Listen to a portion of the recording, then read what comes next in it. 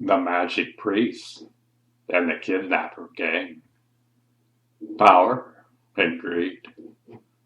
Once upon a time, in Benares, there was a king named Brahmadatta.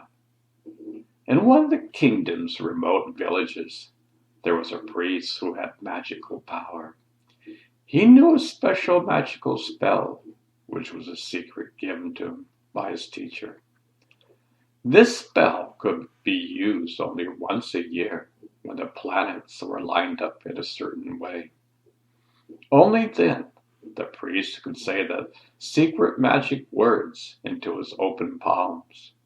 Then he looked up into the sky, clapped his hands, and a shower of precious jewels came down on him. The magic priest was also a teacher. He had a very good student who was intelligent and able to understand the most difficult ideas. He was obedient and faithful, always wishing to honor and protect his master. One day, the priest had to go on a trip to a faraway village in order to perform an animal sacrifice. Since he had to take a dangerous road, the good student went with him. Along this road there happened to be a gang of 500 bandits. They were known as the Kidnapping Gang. They captured people and demanded ransom money in return for letting them live. Lo and behold, the magic priest and his good students were captured by the Kidnapping Gang. They set their ransom at 5,000 gold coins and sent the students to go get it in order to save his master's life. Before leaving, the student knelt before his teacher and bowed respectfully. He said to him quietly so the bandits could not hear, "O master, tonight is the one night of the year when the planets will be lined up perfectly. Only then can your magic spell be used to shower you with jewels from the sky. However, I must warn you, my beloved and respected teacher, that to use such a power to save yourself from such greedy men as these would be extremely dangerous. Obtaining great wealth so easily must lead to disaster for men like them. And if you think only of your own safety, bringing such harm to them will cause danger to you as well. Therefore, I warn you, do not give in to the desires to make the spell of jewels. Let the lucky night pass by for this year. Even if these bandits harm you, trust your faithful student to save you without adding to your danger." So saying, he took his leave. That evening, the kidnappers tied up the magic priest tightly and led him outside their cave for the night. They gave him nothing to eat or drink. After the moon came out, the priest saw the planets lining up so his spell could work. He thought, "Why should I suffer like this? I can magically pay my own ransom. Why should I care if harm comes to these 500 kidnappers? I'm a magic priest. My life is worth much more than theirs. I care only for my life, and besides, this lucky night only comes out but once a year. I cannot waste the chance to use my great power." Having decided to ignore the advice of the good student, he called the kidnappers and said, "O brave and mighty ones, why do you want to tie me up and make me suffer?" They replied, "O holy priests, we need money. We have many mouths to feed. We must have money, and lots of it." The magic priest said, "Oh, you did this for money. Is that all there is to it?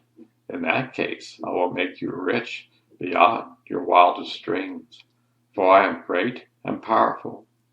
As a holy priest, you can trust me.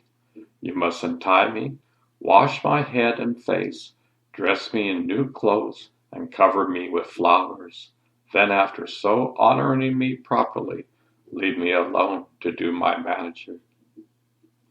The kidnappers followed his instructions, but not trusting him completely, they hid in the bushes and secretly watched him. This is what they saw. The washed and flower-covered priest looked up into the sky. Seeing that the planets were lined up in a special lucky pattern, he lowered his head and muttered the magic spell into his hands. There were sounds that no one could understand. Something like this. Ni wa shi na el ni mi wa go ba mi ni say. Then he gazed into the sky and clapped his hands. Suddenly he was showered with the most beautiful jewels. The kidnapper gang came out from hiding and grabbed all the precious stones. They wrapped them in bundles and went off down the road with the magic priest following behind. On the way they were stopped by another gang of 500 robbers. They asked them, "Why are you stopping us? Give us all your wealth," the others demanded. The kidnapper said, "Leave us alone. We can get all the riches we want from this magic priest, just as we have done. He says magic words, looks up into the sky, claps his hands, and the most beautiful jewels come down." So they let the kidnapper gang go and surrounded the priest. They demanded that he make a shower of precious stones for them as well. He said, "Of course I can give you all the jewels you want, but you must be patient and wait for 1 year. The lucky time, when the planets are lined up properly, has already come this year. It will not happen again until next year. Come see me then. I'll be happy to make you rich." Robbers were not exactly known for their patience. They became angry at once. They shouted at him, "Oh, you tricky, lying priest! You made the kidnapper gang wealthy, but now you refuse to do the same for us. We'll teach you to take us so lightly." Then they cut him in two with a sharp sword and left both halves of his body in the middle of the road. The robbers chased after the kidnapping gang. There was a terrible bloody battle.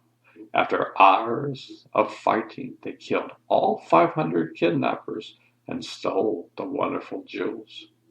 As soon as they left the battleground, the 500 robbers began quarreling over the wealth. They divided in two rival groups of 250 each. These fought another bloody battle until only two were left alive, one from each side. Those two collected all the valuable jewels and hid them in the forest. They were very hungry, so one guarded the treasure while the other started cooking rice. The one doing the guarding thought, "When the other is finished cooking, I will kill him and keep all this loot for myself." Meanwhile, the one doing the cooking thought, "If we divide these jewels in two, I will get less. Therefore, I will add poison to this rice, kill the other, and keep all the jewels for myself. Why share when I can have it all?" So he ate some of the rice since he was so hungry and poisoned the rest. He took the rice pot to the other and offered it to him, but he immediately swung his sword and chopped off the cook's head. Then the hungry killer began gobbling up the poisoned rice. Within minutes, he dropped dead on the spot. A few days later, the good student returned with the ransom money. He could not find his teacher or the kidnapping gang. Instead, he found only the worthless possessions they had left behind after getting the jewels. Continuing down the road, he came to the two halves of his teacher's dead body. Realizing that the magic priest must have ignored his warnings, he mourned his cruel death. Then he built a funeral pyre covered with wild flowers and burned the body of his respected teacher. A little further down the road, the good student came upon the 500 dead bodies of the kidnapping gang. Further still, he started seeing the dead robbers until he counted 498. Then he saw the footprints of the last two going into the forest. He realized they too must fight over the treasure, so he followed them. Finally, he came to the dead body slumped over the rice pot, the other one with his head chopped off, and the bundles of valuable jewels. He could tell immediately what had happened. He thought, "It is so sad. My teacher had great knowledge, but not enough common sense. He could not resist using his magical power, regardless of the results. By causing the deaths of the 1,000 greedy gangsters, he doomed himself as well."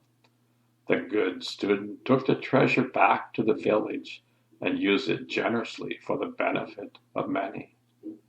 The moral is, when power has no conscience and greed has no limit, the killing has no end.